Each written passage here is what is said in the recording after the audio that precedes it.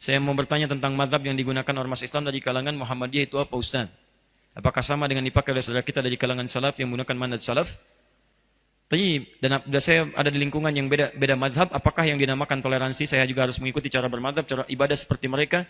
Contohnya dengan amalan-amalan seperti tahlilan, kunut dan sebagainya. Apakah saya harus seperti itu? Mohon penjelasannya. Secara singkat saja begini, secara singkat. Anda harus bedakan apa itu manhaj, apa itu madhab. Itu berbeda. Saya sering sampaikan kalau manhaj itu cara kita berislam. At-tariqul wadih, jalan yang jelas menuju Islam dengan jalur mengikuti Nabi SAW. Contoh, saya hapus ini misalnya ya. Siapa Nabi kita? Nabi Muhammad SAW. Apa yang diturunkan pada beliau untuk membimbing kita? Al-Quran. Allah turunkan Al-Quran pada Nabi Muhammad SAW. Nabi Muhammad menjelaskan isi Al-Quran kepada masyarakat yang hadir di zaman beliau. Saya sebut masyarakat, bukan hanya sahabat. Karena Quran diturunkan bukan hanya pada para sahabat. Pada masyarakat pada saat itu. Cuman ada kalangan orang yang ketika diberikan tidak mau mengambil. Itu poinnya. Yang mau mengambil beriman pada Nabi, hidup di zaman Nabi, melihat Nabi disebut dengan sahabat pada saat itu. Nah, penjelasan Nabi kepada para sahabat, masyarakat disebut dengan hadis namanya. Hadis.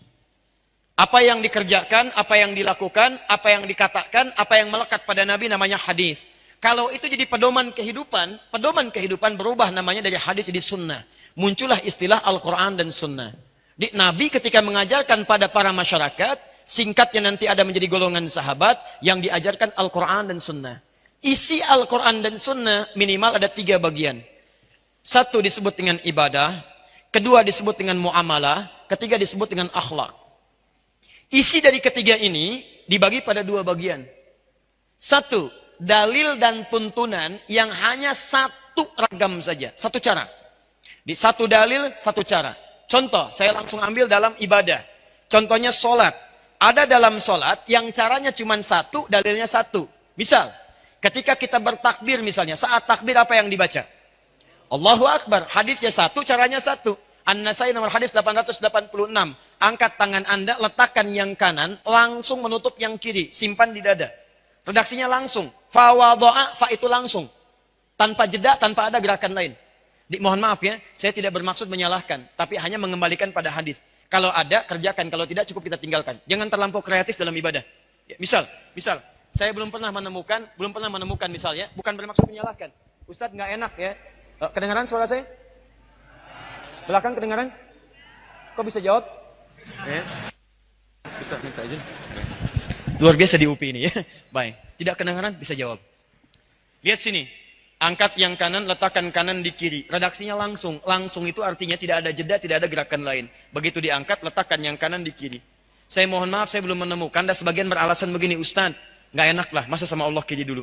Kenapa tidak kanan dulu? Allah, kanan masuk, kiri, tutup misalnya. Nah ini fokus ya. Kadang-kadang kaki naik dikit misalnya ya. Misal, mohon maaf, ini hadisnya cuma 1, caranya 1. Disebutkan 1 hadis 1 cara karena menurut ukuran agama semua umat Islam mampu melakukannya.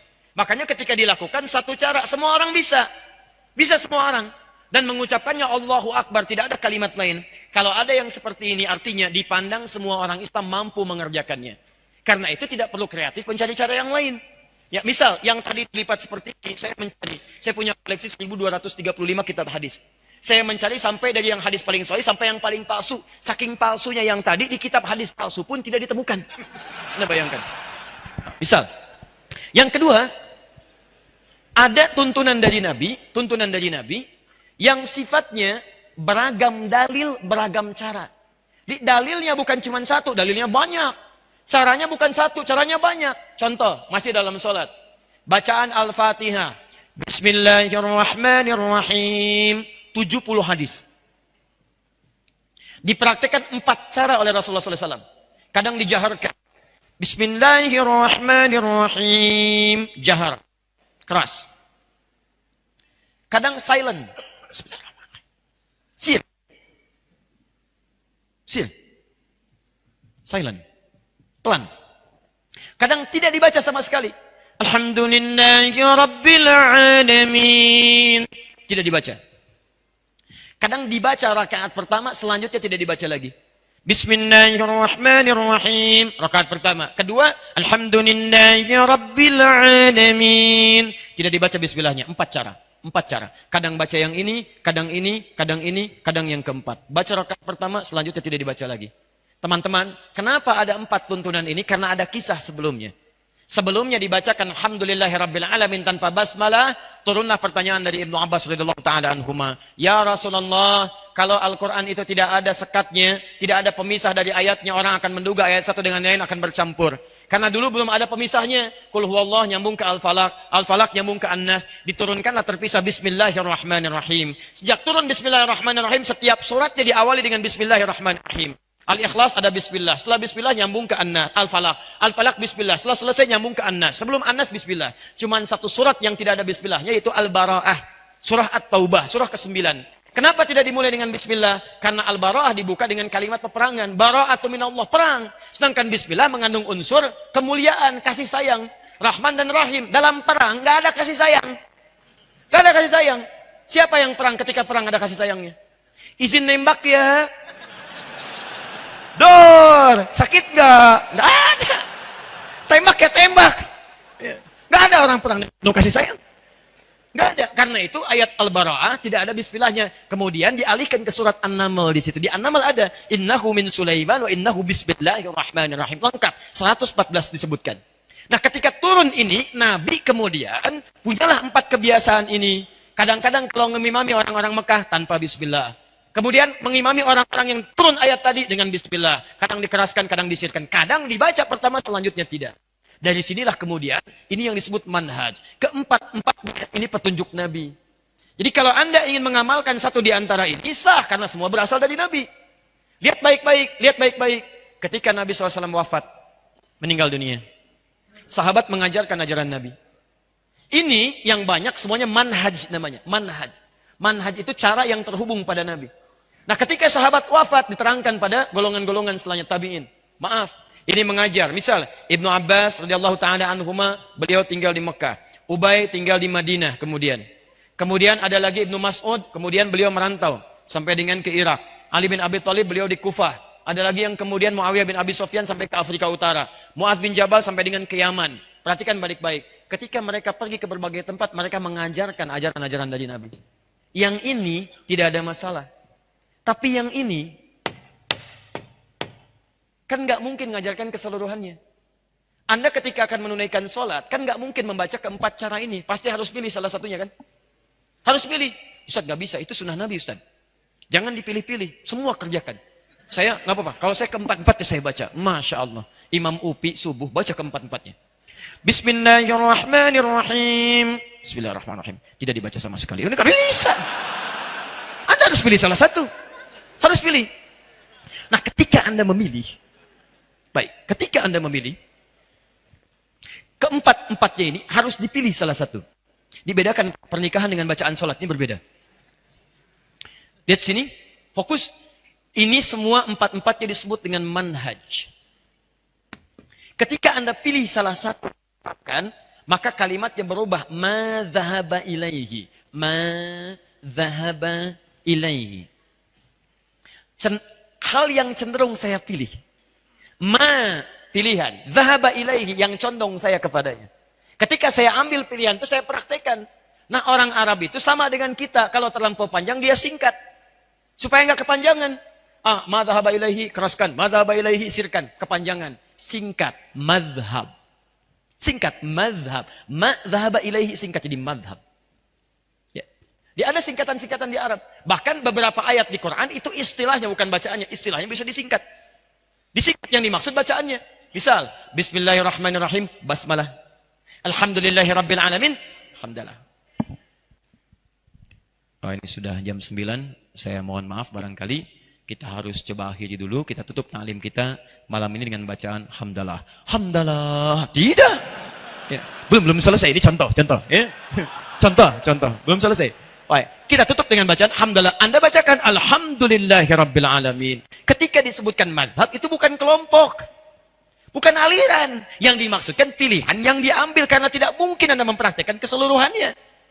Maka ketika ini diturunkan, muncullah kemudian para ulama-ulama bintang di zamannya. Muncul kemudian Abu Hanifah. wafat tahun 150 Hijrah. Muncul Imam Malik, lahir 93 Hijrah. Kemudian muncul Imam Asy-Syafi'i, lahir tahun 150 Hijrah. Abu Hanifah meninggal, Asy-Syafi'i lahir. Muncul Imam Ahmad bin Hanbal tahun 163 Hijrah, lahir. Nah ini, orang-orang ini, lahirnya di awal-awal abad kedua Hijrah. Lahir. Bahkan Imam Abu Hanifah wafat 150. Imam Malik lahir tahun 93. Imam Asy-Syafi'i lahir 150. Imam Ahmad lahir 163. Fokus. 163 masih di abad kedua. Orang yang lahir masih kisaran abad kedua disebut generasi salaf namanya. Salaf. Generasi tempo dulu. Zaman old. Ini. Salaf. Di Imam Asy-Syafi'i, salaf. Imam Abu Hanifah, salaf. Imam Malik, salaf. Imam Ahmad, salaf. Nah, imam-imam ini, kenapa mereka cukup terkenal? Karena mereka merangkum ajaran-ajaran para sahabat yang bersumber dari Nabi, ke masa mereka bukan hanya dengan ingatan, tapi dengan tulisan. Dulu orang belajar dengan ingatan, saking kuat ingatannya luar biasa Pak. Ingat luar biasa. Tapi masa setelahnya kan beda. Semakin meluas, semakin beragam, semakin tipikalnya berubah, semakin memiliki kekuatan yang berbeda-beda dalam ingatan. Maka para imam ini selain kuat ingatannya, mereka juga menuliskan ingatan mereka dalam bentuk kitab-kitab. Terjagalah ajaran itu dalam kitab mereka. Ini yang menyebabkan itu menyebar keseluruhannya. Tapi persoalannya, Imam Abu Hanifah nggak mungkin praktekkan keempat-empatnya. Dia harus pilih salah satu. Ketika memilih disebut dengan mazhab Abu Hanifah, dikenal dengan Hanafi. Imam Malik memilih untuk tidak baca bismillah, dikenal dengan Maliki, mazhab Maliki, pilihan Imam Malik. Imam Asy-Syafi'i pilih dijaharkan, disebut dengan mazhab Syafi'i, pilihan Imam Asy-Syafi'i. Imam Ahmad menengahi di antara keduanya pakai sir, silent, ya, disebut dengan mazhab Hambali, pilihan Imam mazhab bin Ahmad bin Hambal. Di ketika disebutkan mazhab bukan kelompok tapi pilihan para imam ini. Dan mereka tahu keseluruhannya, cuma harus memilih mana yang dipraktikkan. Nah, persoalannya adalah ketika imam ini mengajar, disampaikan generasi setelahnya, generasi setelahnya sampai ke kita. Menyebarlah sekarang. Mazhab Abu Hanifah ada di sekitaran Asia Selatan, India, Pakistan, sampai ke timur jauh di Cina. Kemudian Imam Malik sekarang dulu di Madinah. Kemudian menyebar setelah itu sampai ke Afrika Utara. Libya, Tunisia, Maroko, Aljazair. Ya, kemudian sampai dengan nyebrang sedikit Mediterania, Italia, Prancis, sampai ke Spanyol, itu Maliki. Syafi'i ada di kisaran Syam, Syria, sampai sebagian di Mesir, sampai Asia Tenggara. Kemudian Ahmad bin Hanbal, Hambali, itu kisaran Teluk, terutama Saudi. Ya, di kerajaan Arab Saudi, mazhabnya Hambali, bermadhab, Hambali mazhabnya. Makanya jangan kaget ketika ke sana, bismillahnya disirkan. Ketika ke Syria, bismillah dijaharkan. Kenapa? Karena yang dipraktekkan, ini prinsip. Semuanya semanhaj dengan Nabi. Madhabnya boleh berbeda, tapi manhajnya sama bersumber dari Nabi. Pertanyaannya, orang Indonesia masuk kemana? Orang tua kita luar biasa. Semua negara ini dikunjungi. Ada yang belajar ke Pakistan, ada yang ke India. Ada yang belajar kemudian ke Libya, ke Mesir, Tunisia, Aljazair, Maroko. Ada yang belajar kemudian Syafi'i ke Syam, ya ke Syria. Ada yang belajar sampai ke Saudi, ke Madinah, ke Ummul Qura. Pulang-pulang ke Indonesia, dibawa semua khazanah itu. Yang jadi masalah kadang, mohon maaf, kadang tidak disampaikan secara sempurna. Yang disampaikan apa yang dibawa aja. Inilah sumber pertama gagal paham dalam persoalan ini. Yang pulang dari Saudi misal, orang Surabaya datang ke Bandung, Bandung baru pulang dari ini, yang Mesir misalnya, di sana prakteknya Syafi'i, bismillah dijaharkan, yang di sana disirkan. Begitu datang ke sini, bismillahnya, misalnya maaf, tidak dijaharkan. Biasanya jahar jadi sir. Bismillah. Alhamdulillahi Rabbil Alamin. Bid'ah. Ini masalahnya. Saya pernah ditinggal di Mekah, 2010. Saya tugas di Mekah, menerima jemaah haji pertama kali. Masuk sholat isya, imamnya Syekh Sudes. Bismillahirrahmanirrahim. Alhamdulillahi Rabbil Alamin. Wih, imamnya Muhammadiyah. Loh, Muhammadiyah cabang Masjidil Haram. Luar biasa itu. Oh, Anda bayangkan. Bukan salah, sebenarnya cuma pengetahuan yang kurang masuk. Saya di Libya itu pernah mengajar beberapa siswa. Terus ada yang orang Indonesia. Saya bilang, ayo kumpul. Anda nanti gini ya, nanti ada liburan, Anda pulang ke Indonesia, coba lihat bagaimana karakteristik masyarakatnya, apa yang dibutuhkan. Pulang lagi ke sini, siapkan pelajaran supaya masyarakat yang perlukan itu bisa mendapatkannya. Jangan cuma belajar yang umum-umum, pelajari yang masyarakat Anda butuhkan. Kita bikin kelompok. Singkatnya setelah pulang dari liburan, saya tanya, Anda kemana kemarin? Saya ke daerah ini Ustaz. Apa yang terjadi? Saya tanya pertama kali, berapa jumlah orang Islamnya? Dijawab, Alhamdulillah Ustaz, 95% Muslim. 5%-nya apa Pak? Muhammadiyah. Nah, sama dengan pertanyaan ini. Nah, jadi, gini baik-baik. Lihat. kita itu kalau semua bersumber dari Nabi, manhajnya sama, walaupun mazhabnya berbeda, bukan berarti kita beda. Tadi sepanjang jalurnya ke sini, ini kita orang ikut salaf. Salaf ini. Kita tidak mungkin mengikuti jalur kecuali lewat orang ini dulu. Ulama-ulama mulia, enggak mau, saya mau langsung, enggak mau mazhab. Saya mau langsung ke Nabi aja, Quran dan Sunnah. Anda pernah ketemu Nabi? Kapan Anda ketemu Nabi? Jadi semua orang yang Quran Sunnah akan kembali lewat sini dulu. Syekh Al-Albani ngambil turunan Ibnu Qayyim Al-Jauziyah, ngambil turunan Syekh Ibnu Taimiyah, ngambil turunan Imam Ahmad bin Hanbal, Hambali. Syekh Al-Albani, Hambali. Ya, Syekh Al-Buti, Asy-Syafi'i, Syekh Ar-Rabiti, Maliki, Syekh Dakhlawi, Abu Hanifah, ya, Hanafi, Ahnaf. Dari semua ini naik ke atas. Nah, orang yang mengikuti jalur ini ulama disebut dengan salaf. Setiap yang mengikuti, yang diikuti tambahkan i di ujungnya, i di salafi. Salafi itu artinya orang yang mengikuti jalur salaf. Jadi kalau Anda mengikut ini, Anda namanya salafi. Karena itu saya sering mengatakan, umat Islam itu seluruhnya salafi. Nggak ada yang tidak salafi. Kalau bukan salafi, dari mana Anda belajar? Karena kita pasti melalui jalur yang ini.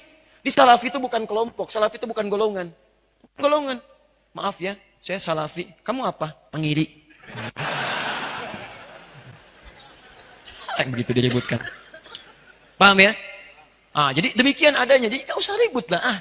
Ya, jadi sudah sepanjang kita satu manhaj, satu mazhab, itu yang bagus. Kalau mana tuh hati-hati. Akhi, maaf, kita beda manhaj. Beda manhaj. Berarti keyakinan kita beda di situ. Ada yang salah di situ. Jadi hati-hati teman-teman sekalian ya. Ya, maaf.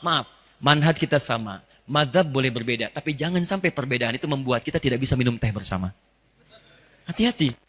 Hanya karena beda satu kunut, satu tidak salaman. Assalamualaikum, besok aja. Besok aja, luar biasa. Waalaikumsalam. Ya, jadi kalau sudah seperti itu enak, nyaman. Akhi, Masya Allah. Syafi'i, Alhamdulillah. Antum apa? Hambali. Minum teh yuk? Ya, Masya Allah. Ayo silahkan. Baik. Gulanya bagaimana? Terlampau manis lah. Yang penting setia. Enak. Sudah ya? Sudah lewat ya jam 9.